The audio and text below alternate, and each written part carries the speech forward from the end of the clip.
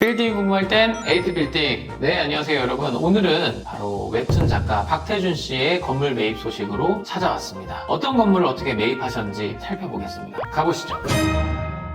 박태준 씨는 기존에는 얼짱시대라는 프로그램을 통해서 방송 활동을 또 하셨었는데요. 방송 활동을 통해서 이제 쇼핑몰도 운영을 하시면서 부동산 투자에 관심이 많으셨던 걸로 알고 있습니다. 또 외모지상주의라는 웹툰이 대박을 터뜨렸죠. 제가 실제로 알고 있는 사례로만 해도 과거에 분당에 있는 임대수익형 건물도 매입을 하신 경험이 있고요. 그 다음에 학동역 이면에 지금 현재 사옥형 건물들이 많이 입지한 곳에 낡은 구옥을 매입을 해서 완성형 건물을 본인이 직접 신축을 한 경험도 있습니다. 그 두 곳은 지금 현재 다 처분한 상태로 알려져 있고요. 현재는 J스튜디오와 더 그린 엔터테인먼트라는 박태준 만화회사라는 회사로 두 군데를 운영하는 것으로 알려져 있습니다. 그럼 어떤 건물들을 어떻게 지금은 보유하고 계신지 살펴보도록 하겠습니다. 우선 가장 먼저 알려진 게 석촌역 인근에 있는 준주거 지역에 위치한 코너 건물입니다. 현재 이 건물은 웹툰 작업을 하는 스튜디오로 사용했던 것으로 알고 있는데요. 또 현재는 매각을 위해서 진행 중인 것으로 알려져 있습니다. 두 번째 건물은 20년도 7월에 매입한 건물인데요. 가로수길 바로 이면에 세로수길 코너에 위치한 건물입니다.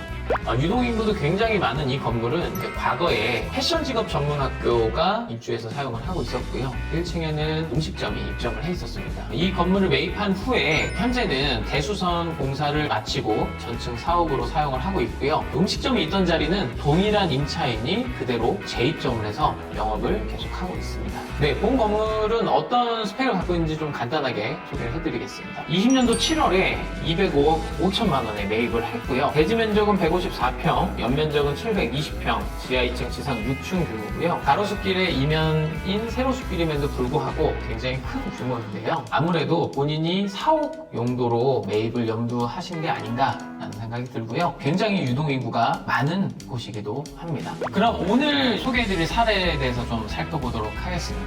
위치는 도산대로 220이고요. 대지 면적 269평, 연면적 1603평, 지하 2층, 지상 15층 규모이고요.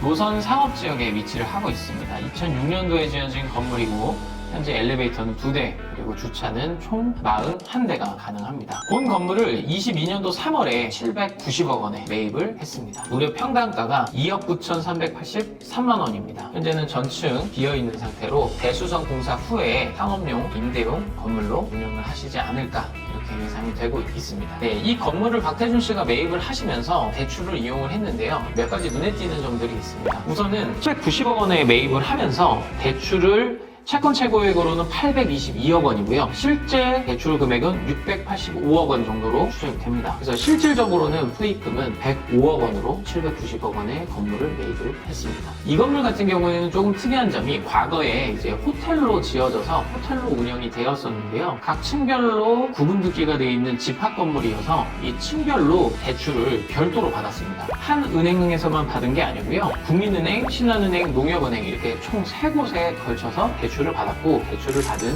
총액이 685억 원으로 파악이 되고 있습니다. 그리고 매입하신 이제 평당 금액이 3억 원에 가까운데요. 과거 1년간의 도산대로 시세를 살펴보면 대체로 평당 3억 원에서 비싼 곳은 4억 원까지 이미 거래가 되었기 때문에 상당히 경쟁력 있는 좋은 가격에 매입을 하신 게 아닌가라고 생각이 됩니다. 엠포리아 빌딩 같은 경우는 디 오리지널 호텔이라는 곳으로 운영이 됐었고요.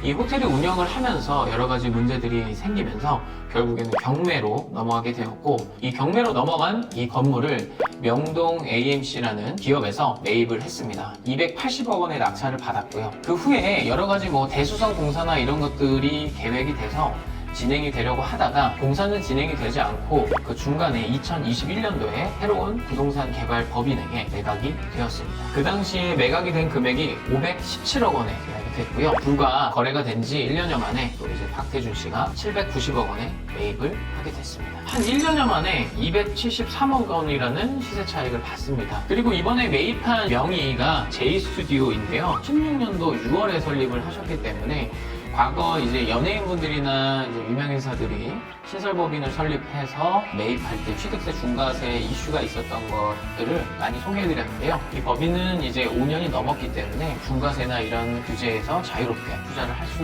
있는 것으로 파악이 됐고요. 또 그렇다 보니까 공격적이고 적극적인 투자 행보를 계속 이어가고 계신 게 아닌가 뭐 이런 생각도 됩니다. 네, 과거부터 현재까지 규모가 점점 커져 왔습니다. 현재 이 건물 같은 경우에는 역세권이라고 하기에는 여기서 좀 거리는 멀지만 우선 도산대로라는 이 특수성을 갖고 있고요. 그리고 추가적으로 미래 신사건이 이제 예정이 되어 있기 때문에 중장기적으로도 이 도산대로의 호재는 아직 남아 있습니다. 그리고 리모델링을 통해 가지고 상업용으로 바꿀 경우에는 월 3억 원에서 4억 원 사이 정도의 임대 수익도 발생하지 않을까 예상이 되고 있고요. 앞으로 또 이 건물이 어떠한 모습으로 좀 탈바꿈을 하고 어떤 식으로 운영이 되는지 저희가 추후에 한번 더 소개를 해드리도록 하겠습니다. 다음 시간에도 여러분들에게 이렇게 발빠른 소식들을 좀 전해드리도록 하겠습니다. 구독, 좋아요, 알림 설정 부탁드립니다.